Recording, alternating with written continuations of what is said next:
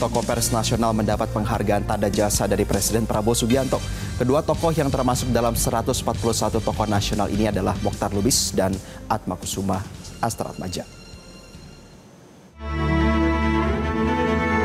Presiden Prabowo Subianto memberikan bintang budaya Parana Dharma kepada ahli waris almarhum Mokhtar Lubis yang berjasa luar biasa dalam bidang sastra dan jurnalisme melalui karya sastra yang kritis dan pengabdian sebagai wartawan. Mokhtar Lubis adalah wartawan sekaligus sastrawan besar Indonesia yang lahir di Padang 7 Maret 1922. Ia dikenal sebagai sosok yang gigih memperjuangkan semangat kemerdekaan sejak muda. Perjalanannya kemudian membawanya ke Jakarta sebelum akhirnya terjun penuh ke dunia jurnalistik. Setelah proklamasi, Mokhtar Lubis bergabung dengan kantor berita Antara. Pada 1949, ia mendirikan Harian Indonesia Raya dan menjabat sebagai pemimpin redaksi. Dari sana namanya kian dikenal termasuk saat menjadi wartawan perang yang meliput langsung Perang Korea tahun 1950. Sikap kritisnya membuatnya harus merasakan penjara di era Presiden Soekarno dan surat kabarnya sempat dibredel. Pada masa Orde Baru, Mokhtar Lubis kembali membangkitkan Indonesia Raya dan menorehkan sejarah lewat liputan investigasi. Keberanian Mokhtar Lubis mengkritik penguasa membuat medianya diberangus kembali pasca peristiwa Malari 1974. Meski begitu, reputasinya tetap bersinar baik sebagai jurnalis maupun sebagai sastrawan dengan karya monumental seperti Harimau-Harimau, Senja di Jakarta, dan Jalan Tak Ada Ujung. Selain menulis lebih dari 50 buku, Mokhtar Lubis juga aktif di forum internasional, diantaranya sebagai Presiden Press Foundation of Asia. Ia wafat pada 2 Juli 2004 di Jakarta pada usia 82 tahun. Mokhtar Lubis dikenang sebagai wartawan pejuang, sastrawan kritis, sekaligus tokoh pers yang teguh membela kebenaran. Tokoh pers nasional Atmakusuma Astaratmadja yang pernah sama-sama dengan Mokhtar Lubis di Harian Indonesia Raya juga diberikan penghargaan. Presiden Prabowo memberikan penghargaan bintang jasa nararia kepada ahli waris almarhum Atmakusuma yang berjasa luar biasa dalam memperjuangkan kebebasan pers, berperan penting dalam lahirnya Undang-Undang Pers 40 tahun 1999. Tokoh pers nasional Atmakusuma Astaratmadja wafat pada Kamis 2 Januari 2025 di usia 86 tahun. Pria kelahiran Labuan, Banten 20 Oktober 1938 ini dikenal sebagai jurnalis kawakan sekaligus Ketua Dewan Pers Independen pertama. Karirnya dimulai sejak era 1950-an di Harian Indonesia Raya hingga kemudian menjadi koresponden di Eropa dan redaktur pelaksana Indonesia Raya. Atmakusuma juga pernah menjadi komentator isu nasional dan internasional di RRI, Radio Australia hingga Deutsche Welle Jerman. Dedikasi Atmakusuma bagi dunia pers berlanjut saat menjadi asisten pers di USIS, lalu mengabdikan diri di Lembaga Pers Dr. Sutomo sebagai direktur eksekutif pada 1993 hingga 2002. Ia produktif menulis buku, menyunting kolom, dan mengasuh rubrik Atma Menjawab tentang persoalan jurnalistik hingga akhir hayat. Atas kiprahnya, ia menerima penghargaan bergengsi mulai dari Ramon Magsaysay Award tahun 2000, Perskat Number One, medali emas kemerdekaan pers, hingga Lifetime Achievement Dewan Pers pada 2023. Sosok yang akrab disapa Pak Atma ini dikenang sebagai guru pers dan panutan wartawan lintas generasi.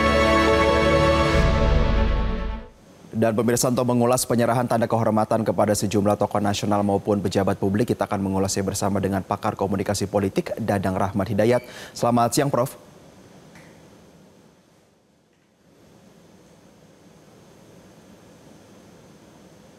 Selamat siang. Ya, Prof, bagaimana kita memaknai penyerahan tanda kehormatan Republik Indonesia ini kepada para tokoh ya, Prof, kita ambil ada tokoh pers, budayawan, agama, hingga sosok mantan Kapolri Jenderal Hugeng. Iya, tentu kita maknai penghargaan ini pertama itu adalah kewenangan otoritas dari Presiden untuk memberikan tanda penghargaan atau kehormatan kepada tokoh-tokoh yang sudah berjasa. Tapi juga sekaligus merupakan apresiasi ya kepada tokoh-tokoh tersebut begitu ya. Dan contohnya yang tadi disampaikan tokoh-tokoh pers, saya kira itu merupakan juga penghargaan bagi tidak hanya kepada almarhum Prof. Atma dan Pak Mohtar Lubis ya, tetapi juga kepada seluruh insan pers sebetulnya. Saya kira itu makna bagi si penerima. Sekali lagi tidak hanya personalnya, tetapi juga secara institusional atau bahkan secara komunitas. Dan ini juga berlaku tidak hanya bagi tokoh pers, juga bagi tokoh-tokoh yang lain. Hanya memang ini yang perlu dijelaskan kepada publik seperti hari ini Metro, kenapa sih Pak Atma dengan Pak Mohtar Lubis mendapatkan penghargaan itu? Kenapa? Nah, apa namanya argumentasi informasi-informasi seperti ini menjadikan publik menjadi paham. Oh iya, dari sisi itu kenapa tokoh-tokoh ini mendapatkan penghargaan. Jadi pemaknaan ini memang tidak bisa seragam, tidak bisa sama, apalagi kemudian pemaknaan itu dibarengi dengan ketidakpahaman, ketidaktahuan, atau kepentingan terhadap orang yang memaknai kenapa pemberian ini diberikan kepada seseorang. Baik Prof, apabila memang ada kriteria jasa maupun prestasi yang dilakukan bagi bangsa dan negara ya, apa yang bisa dibaca dari penyerahan tanda kehormatan ke tokoh nasional, tokoh politik terutama, yang justru relatif baru dan berada di usia muda hari-hari ini? Nah, itulah yang saya maksudkan. Jadi ini tidak akan seragam ya, semua akan memaknai. Kenapa saja itu sebuah pemaknaan? Bertanya saja sebuah pemaknaan. Oleh karena itu tampaknya katakanlah misalnya dari istana atau dari institusi yang memang mempunyai mempunyai informasi-informasi tentang data-data itu perlu disampaikan gitu ya. Kenapa orang-orang ini yang relatif baru dari tokoh politik, sebenarnya dari tokoh politiknya sendiri nggak ada masalah. Baru pun sebetulnya juga nggak ada masalah. Tapi yang paling penting adalah kenapa mendapatkan. Orang kan memperkirakan, oh ini karena kedekatan, karena sesuatu hal kepentingan. Nah tinggal kedekatan atau kepentingan itu mempunyai justifikasi secara argumentatif ya, secara historical kah, secara sosiologis kah, secara apapun yang bisa dijadikan pantas begitu mendapatkan penghargaan ini. Dan sebenarnya penghargaan ini juga bermacam-macam ya. Ada yang karena masa kerjanya, karena sebuah tugas tertentu, karena pernah menjabat apa, atau sudah memberikan kemanfaatan bagi komunitas tertentu. Jadi berbeda-beda. Jadi tidak semuanya sama. Jadi soal baru dan tidak itu juga harus ada argumentasinya. Itu yang paling penting sebetulnya bagi publik. Tapi kalau berbicara soal argumentasi, Prof, apakah Anda menangkap adanya pro kontra baik di kalangan masyarakat maupun terutama sosial media ya soal penyerahan kepada sejumlah tokoh ini? Ya, saya menangkap itu. Jadi pertanyaan-pertanyaan dari publik, kenapa yang ini diberikan? Atau juga begini, kenapa yang ini baru diberikan tokoh tertentu, kenapa baru diberikan sekarang? Gitu. Kenapa nggak dari dulu? Jadi ada bermacam-macam. Ada yang kenapa kok baru sekarang? Contoh misalnya Pak Hugeng lah gitu ya, almarhum Pak Hugeng ini kan tokoh yang bagi kepolisian itu sangat dihormati. Kenapa baru sekarang? Kenapa kemarin-kemarin enggak gitu kan begitu? Itu juga jadi pertanyaan. Atau tadi ini yang baru saja kok malah mendapatkan. Nah yang kedua itu soal momentum sebetulnya. Momentum ini memang kebetulan biasanya kan memang berkaitan dengan apa namanya hari kemerdekaan ya, hari kemerdekaan, walaupun pemberian ini tidak harus di hari kemerdekaan. Nah momentumnya ini sedang secara sosial ini kan sedang ada demo mahasiswa, ada narasi-narasi ketidakpuasan atau narasi-narasi pertanyaan-pertanyaan tentang berbagai masalah. Nah mungkin ini juga menjadi lebih dinamis ya, sehingga dinamika pesan-pesan di media sosial berkaitan dengan juga termasuk ini pesan-pesan komunikasi politik sih sebetulnya gitu ya. Kenapa orang ini diberikan? Nah saya kira itu tidak bisa dihindari. Jadi pertama soal tadi alasannya, kedua alasan dalam arti orangnya, kedua momentumnya barangkali.